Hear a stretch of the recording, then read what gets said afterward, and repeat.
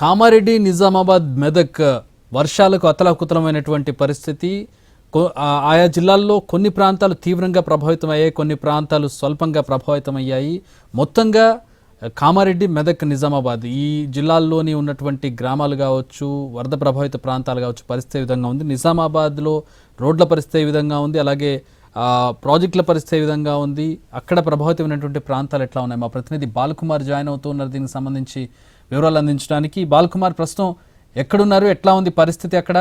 అట్లాగే ప్రాజెక్టులు ఏ విధంగా ఉన్నాయి? నిజాం సాగర్ కావచ్చు, ఇతర ప్రాజెక్టులు ఎట్లా ఉన్నాయి, ఎట్లాంటి జాగ్రత్తలు తీసుకుంటున్నారు ప్రజలు ఇబ్బంది పడకుండా? Thank you Chakri. కామారెడ్డి జిల్లా భారీ వర్షాలతో అతలాకుతలమైంది. రెండో రోజు కూడా వర్షాలు కంటిన్యూ అయితేనే తెల్లవారుజాము నుంచి భారీ వర్షం కురుస్తుంది. నిన్న రాత్రి రాష్ట్రంలోనే అత్యధిక రికార్డు స్థాయిలో నమోదయ్యే దాదాపు 44 సెంటీమీటర్ల వర్షం కురిసింది. ఇటు కామారెడ్డిలో దాదాపు 30 సెంటీమీటర్లకు పైగా వర్షం పడింది. ప్రస్తుతం నేను జంగంపల్లి రహదారిపై ఉన్న బెక్నూరు మండలం జంగంపల్లి రహదారి. ఇది కామారెడ్డి హైదరాబాద్ ప్రధాన రహదారి, జాతీయ రహదారి మొత్తం కూడా బ్లాక్ అయిపోయింది. రోడ్లన్నీ ధ్వంసమయ్యాయి. ధ్వంసం కావడంతో హైదరాబాద్ నుంచి నిజామాబాద్ వైపు వెళ్ళే వాహనాలు ఎక్కడికక్కడే నిలిచిపోయి, ఇక నిజామాబాద్ నుంచి హైదరాబాద్కు వెళ్ళాల్సిన వాహనాలు మాత్రం కంటిన్యూగా కొంచెం స్లోగా ముందుకు నడిపిస్తున్నారు. ప్రస్తుతం మనం ఆ విజువల్స్ని చూపించే ప్రయత్నం చేస్తున్నాను. ఉమ్మడి నిజామాబాద్ జిల్లా వ్యాప్తంగా ఇటు నిజామాబాద్ జిల్లాలోనూ ఉదయం నుంచి వర్షం ప్రారంభమైంది. తెల్లవారుజామున భారీ వర్షం కురిసింది. ఇక కామారెడ్డి జిల్లాను చూస్తే కామారెడ్డి, జుక్కల్, ఎల్లారెడ్డి ఈ ప్రాంతాల్లో కూడా భారీగా వర్షాలు కురుస్తున్నాయి. భారీ నుంచి అతి భారీ వర్షాలు పడ్డాయి. ఇక పోచారం ప్రాజెక్టు ఇప్పటికీ ప్రమాదకర పరిస్థితుల్లోనే ఉంది. నిజాం సాగర్ ప్రాజెక్టుకు భారీగా వరద పోటెత్తుతుంది. దాదాపు 150,000 క్యూసెక్కుల వరద అవుతుంది. 22 గేట్లు ఎత్తి దిగువకు నీటిని విడుదల చేస్తున్నారు. ఇక శ్రీరామ్ సాగర్ ప్రాజెక్టు కూడా నిజాం సాగర్ ప్రాజెక్టు నుంచి వస్తున్న వరద శ్రీరామ్ సాగర్ ప్రాజెక్టు పోటెత్తుతుంది. మహారాష్ట్రలో కురుస్తున్న కారణంగా శ్రీరామ్ సాగర్ ప్రాజెక్టు గేట్లన్నీ కూడా ఎత్తి దిగువకు నీటిని విడుదల చేస్తున్నారు. జిల్లాలో ప్రాజెక్టులన్నీ నిండుకుండలా మారాయి. ఇక కామారెడ్డిలో మాత్రం జల దిగ్బంధంలో చిక్కుకుంది. కామారెడ్డి పట్టణం మొత్తం జలమయంగా మారిన పరిస్థితే కనిపిస్తుంది. భారీ వర్షం కురిసింది. చాలా కాలనీలు ఇంకా నీటిలోనే ఉన్నాయి, జల దిగ్బంధాలు చిక్కుకున్నాయి. వారిని రెస్క్యూ చేసి తట్టు ప్రాంతాల ప్రజలను రెస్క్యూ చేసి సురక్షిత ప్రాంతాలకు తరలించారు. ఎప్పటికప్పుడు అప్రమత్తమై ఉన్నారు అధికారులు. ఇంకా ప్రజల్ని తరలించేందుకు ప్రయత్నాలు అయితే చేస్తున్నారు. కానీ చాలా చోట్ల రోడ్లు డ్యామేజ్ అయ్యి ఎక్కడికక్కడే ట్రాఫిక్ మాత్రం నిలిచిపోయిన పరిస్థితి ఇప్పుడు ప్రస్తుతం మనం విజువల్స్లో చూపించే ప్రయత్నం చేస్తున్నాం. ఇది ప్రధాన రహదారి, కామారెడ్డి నుంచి హైదరాబాద్ వెళ్తుంది. ప్రధాన రహదారిపై భారీ సంఖ్యలో దాదాపు 12 కిలోమీటర్ల మేర ట్రాఫిక్ ఎక్కడికక్కడే నిలిచిపోయింది. వాహనాలు నిన్న సాయంత్రం నుంచి వస్తే ఇప్పటి వరకు ఇంకా ఇలాగే ఉన్నాయి. ముందుకు కదిలే పరిస్థితి అయితే కనిపించలేదు. చాలా చోట్ల జంగంపల్లితో పాటు పాత హైవే వద్ద భారీగా రోడ్డు తెగిపోయింది. 15 నుంచి 20 ఫీట్ల రోడ్డు కుంగిపోవడంతో ఒక్కసారిగా ట్రాఫిక్ నిలిచిపోయి ముందుకు కదలని పరిస్థితి అయితే నెలకొంది. భారీ వర్షాల కారణంగా ఇవాళ ఉమ్మడి నిజామాబాద్ జిల్లా వ్యాప్తంగా విద్యాసంస్థలకు సెలవు ప్రకటించారు. కామారెడ్డి ట్రైబల్ వెల్ఫేర్ హాస్టల్లో దాదాపుగా 300 మంది విద్యార్థులు ఉన్నారు. అక్కడ విద్యార్థులు వరదల నీటిలో చిక్కుకోవడంతో రెస్క్యూ టీం వాళ్ళని సురక్షిత ప్రాంతానికి అయితే తరలించింది. ట్రైబల్ వెల్ఫేర్ స్కూల్ మొత్తం కూడా బురదమయంగా మారింది.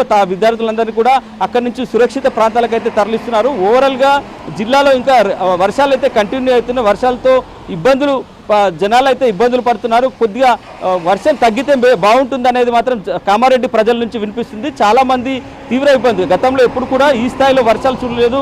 కుంభవృష్టిలో అయితే వర్షం కురిసింది. ఏకధాటిగా ఇంకా కురుస్తూనే ఉంది. రాత్రి 2 గంటల పాటు కొద్దిగా వర్షం విరామం ఇచ్చినప్పటికీ మళ్ళీ తెల్లవారు నుంచి ఏకధాటిగానే కురుస్తుంది. ఇప్పటికీ ఇంకా వర్షం పడుతూనే ఉంది. వర్షాలకు చాలా ఇబ్బందులు అయితే తలెత్తే పరిస్థితి ఉంది. వేలాది ఎకరాల్లో పంట అయితే నీట ఉంది. రాష్ట్రంలో అత్యధికంగా కురిసిన మండలాల్లో నిజామాబాద్, కామారెడ్డి జిల్లా టాప్లో దాదాపు 8 మండలాల్లో 30 సెంటీమీటర్లకు పైగా వర్షం కురిసిందంటే ఏ స్థాయిలో కామారెడ్డి జిల్లాలో వర్షాలు ఉన్నాయో తెలుసుకోవచ్చు Chakri. All right, thanks for the updates.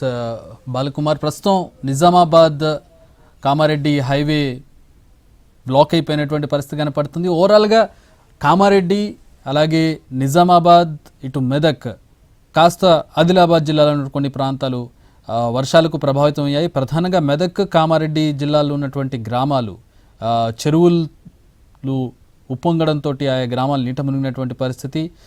Drone విజువల్స్లో మనం చూస్తూ ఉన్నాం. కామారెడ్డికి సంబంధించినటువంటి టౌన్ ఏ విధంగా నీట మునిగింది, కామారెడ్డి జిల్లాలో పరిస్థితి ఏ విధంగా ఉంది, ప్రధానంగా హైదరాబాద్ నుంచి కావచ్చు, నిజామాబాద్ వరకు కావచ్చు, అటు పక్కన మహారాష్ట్ర వెళ్ళేటటువంటి NH-44 ఇది కశ్మీర్ నుంచి కన్యాకుమారి వరకు కలిపేటటువంటి హైవే, ప్రధాన వాణిజ్య రహదారి ఇది.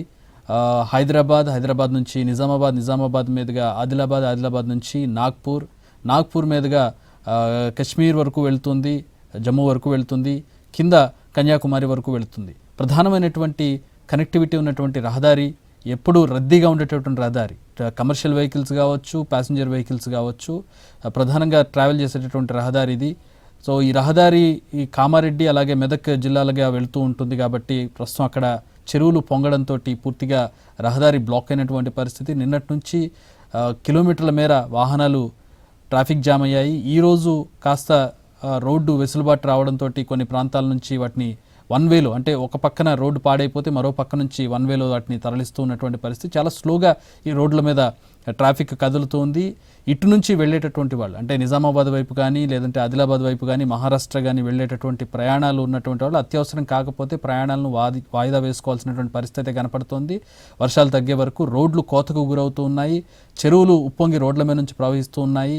సో ఇబ్బందులు పడేటటువంటి అవకాశం ఉంటుంది. ఇప్పటికే వెళ్ళిన వాళ్ళు వెనుదిరిగి వస్తూ ఉన్నారు. వేరే రూట్లలో వెళుతున్నటువంటి పరిస్థితుల్లో ప్రయాణాలు వాయిదా వేసుకోవాల్సిన అవసరం ఎంతైనా కనపడుతుంది. అత్యవసరం కాకపోతే ఇక కమర్షియల్ వెహికల్స్ను నిలిపివేస్తూ ఉన్నారు, లారీలను నిలిపివేస్తూ ఉన్నారు. వెసులుబాటు వచ్చిన తర్వాత వాటిని ముందుకు వదులుతున్నటువంటి పరిస్థితి.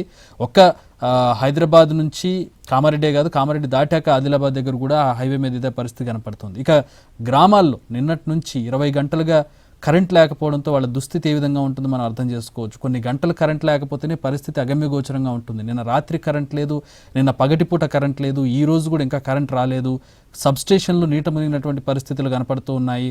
కరెంట్ కట్ కనపడుతూ ఉంది. పూర్తిగా జల దిగ్బంధంలో చిక్కుకొని చిన్నపిల్లలకు ఆహారం అంటే పాలు లాంటి నిత్యావసరాలు వాళ్ళకి దొరకక ఇబ్బందులు పడుతున్నటువంటి పరిస్థితి కొన్ని గ్రామాల్లో కనపడుతుంది. కొన్ని ప్రాంతాల్లో అంటే పశువుల మేతకు వెళ్ళినటువంటి కొంతమంది, అలాగే వ్యవసాయ పనులకు వెళ్ళినటువంటి కొంతమంది నీళ్లలో చిక్కుకుపోవడంతో వారిని రెస్క్యూ చేసే ఆపరేషన్ ఇంకా కొనసాగుతుంది. ఎన్డీఆర్ఎఫ్, ఎస్డీఆర్ఎఫ్, పోలీసు బృందాలు రెస్క్యూ నిర్వహిస్తూ ఉన్నాయి.